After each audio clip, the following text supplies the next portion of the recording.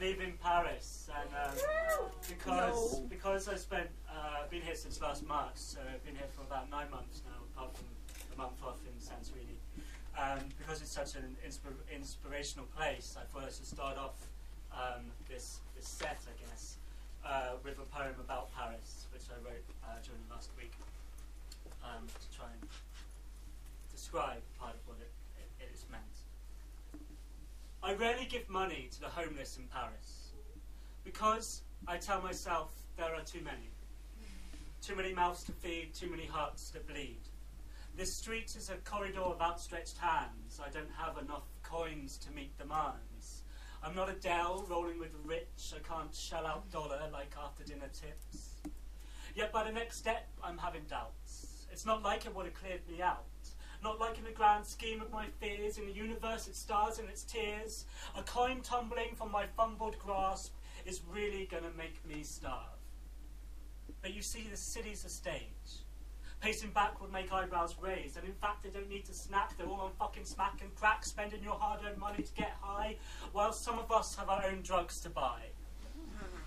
Paris is homeless people, Paris is tramps. Paris is poverty and an empty coffee cup on a bridge full of padlocks and old love, written upon it, J'ai femme. Paris is con men, Paris is convicts. Paris is Romanian roses and those who sell glowing bric-a-brac, who will be pickpockets, because really, who's going to buy that crap? Paris is the home of the homeless. Its streets are paved with sleepers. The invisible men, the theatrical mothers, because they display their children like the others do their dogs. And Paris is girls with clipboards, pretending to be deaf, mute and dumb, while saying, please sir, they cut out my tongue. Paris is the men with newspapers at Hotel de Ville, and you wonder why they get aggressive, Monsieur, Monsieur, Monsieur. When you shove out your hand, walk on by, non-mercy, avoid their eye.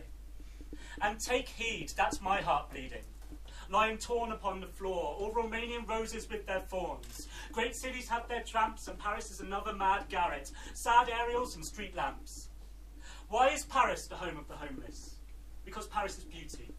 Paris is romanticism, and Paris is a dream of other people's thoughts. Paris is a reflection in the iris of a golden eye. Paris is the spotlight of La Tour Eiffel, sweeping the scarlet sky. Paris is standing on a bridge at night and watching the river ripple, littered with black glitter, topaz flickers, and thinking, maybe drinking, that Paris is lonely if you ain't got nobody. But then Paris is seedy and Paris is sex. Paris is Pigalle and the Moulin Rouge, terrible and gaudy and burning in its neon cells. And Paris is the hint of underground it once had, where in black market cafes as the dawn fell, Giovanni ate oysters and his date drank champagne. Paris is Jean Rhys drinking whiskey alone in a bar. Paris is Jean Rhys in a cheap hotel room, beckoning and saying yes, yes, yes. And Paris is good morning midnight, because Paris is broken and haunted and lost. And Paris is looking at all that beauty at night and thinking, do you know what? Most of it's down to a fucking good lighting plan. Paris is not for couples. That's the enduring myth. Paris is for strangers who are pissed. Paris is for the fractured romantics, the ones who dream of love and are haunted by drunk old ghosts on lost corners, whispering sweet words forever in their ear. Paris is all that could have been. Paris is a man playing an accordion by the Louvre, and the tourists who take pictures, and you know they're thinking, this is Paris. I have captured, I have still.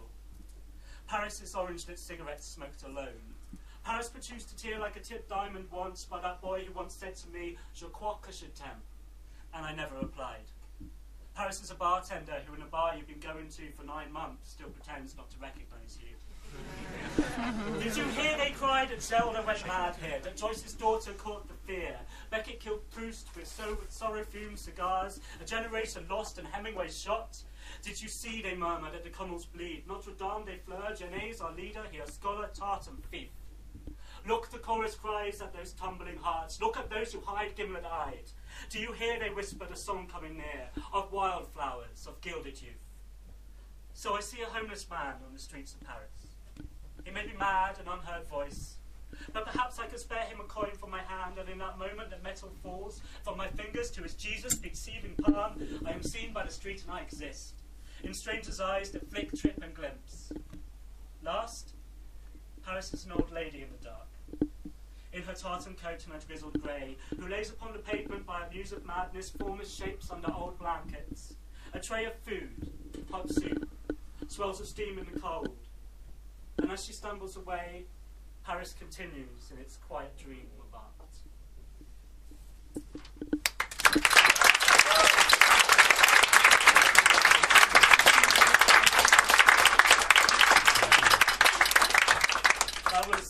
That was Paris.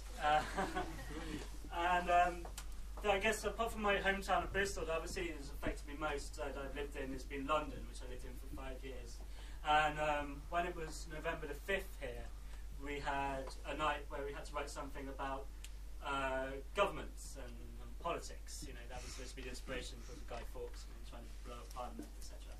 And I thought of the thing that most affected me about governments in the past couple of years, or unrest, or political activism, and it was probably the riots in London. So I wrote this poem about the riots.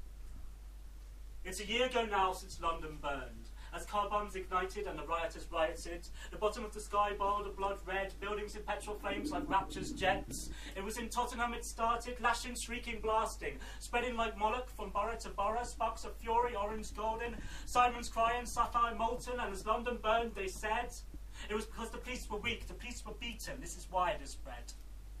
Because the police were weak? Because the police were weak is not an answer as to why the rioters rioted. You can increase the police and you can treat the police till the police are unbeatable, but you won't have stopped, you won't have touched the reason why the rioters rioted. We sat on a rooftop in Archway where the aerials grieved. As we watched our city crumble as the explosions burst into the air, the darkened voices rumbled and cinders fell upon us like snow. Have you ever seen a city burn? It is a dazzle of beauty, topaz colours, crimson tints, golden crackles, that flare and soar, lighting the black night sky, licking at the stars. And the smoke like purple phantoms, escape into the moon-laced clouds. Indigo swirls and wisps of blue fluted like towers. Yet entwined with beauty there is always truth, isn't there? Isn't that what Plato said? Or is it disappointment? Is it disaffection? Is it a sadness that beauty isn't there in truth? I am not here to excuse what happened. I am not the voice of why the rioters rioted. And we all saw the looting, the pollution of people's dreams, what they worked their lives to achieve. We saw things that should have made London ashamed. We saw the video of the Chinese student kicked to the ground, helped up again and mugged by his helper. We saw faces snarled with hate in the flames, stones thrown at windows, top brand trainers taken, and someone stealing 19p pasta from Tesco's. We saw that the rioters were young. They were teenagers, they were a mob. And they had a mob mentality. We saw the black woman from Hackney who stood on the rubble of the streets and shouted out their faces, "You make me ashamed, your lack of graces." Thieving from Foot Locker, if you're fighting, fight for a cause, make your status. But between you and I, the worst things I saw were online. The updates to tweets, the deluge, the flood, by people who weren't rioting when London drew blood. People who wrote things like, "Gun them down, use live bullets, they are worthless lives. Send in the army and get us rid of the lot." Gun them down? This is not about trainers. This is not about Foot Locker. And this is not about looting. This is our youth, and you're advocating their shooting. Do we tell ourselves the rioters rioted because the police were weak, as an unbeatable police will rid us of this impeachable speech of voices too pointed? This is our youth. This is our question. This is our power to start. This is not a generation apart. And what else would we do? Demand and branded as the animals they are, carry on with our lives as the rioters are thrown into the dark. This is our youth. This is our future. Its voice is there in Occupy Wall Street. Its voice is there in injustice. Its voice is there in a picture of Usain Bolt winning his Olympic race, doctored to show him carrying a stolen television. These were our fires. These were our riots. So London's no longer burning, but in Athens there rises a golden dawn, and in the east the fire's dying. This world is not black and white, its colour is in our faceted gems. It is in our youth, it is in the next generation, those who we could make, who we could save, and who we could have lead a potential salvation. And they say, gun them down.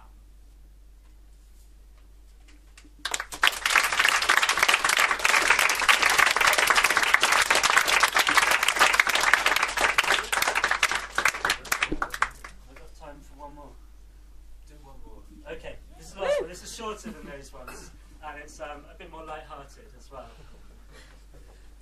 This is for the first pint and the last shot. This is for sobbing your heart out to a stranger at the bar because she left you and you really fucking loved her, man. Or he left you and you really fucking loved him, man. Or they left you and you really fucking loved them, man. Where are they? They took a taxi without you. They were supposed to wait. This is for being alone in a pub with just a stranger named... What was your name again? Angel. Angel. A stranger named Angel who's saying, "You've got really nice eyes." This is for getting a call saying, "Where the fuck are you? We're just round the corner." This is for jubilation descending from the heavens. You knew they'd never leave you. This town is no town for mourners. And this is for making best friends with a cab driver in the hope he'll let you smoke out the window. And this is for the city streets glittering in the dark. This is for laughter shared and hands held. And this is for dreams caught alive in your friend's eyes. That you'll hold alive in your mind's eye until the day your mind's eye dies. And this is for the black market late night off license and trying to decide between vodka, whiskey or wine. Hurry up, the meter's running. You what? Hurry up, the meter's running. You're trying to reference T.S. Eliot? This is for buying the whiskey, the vodka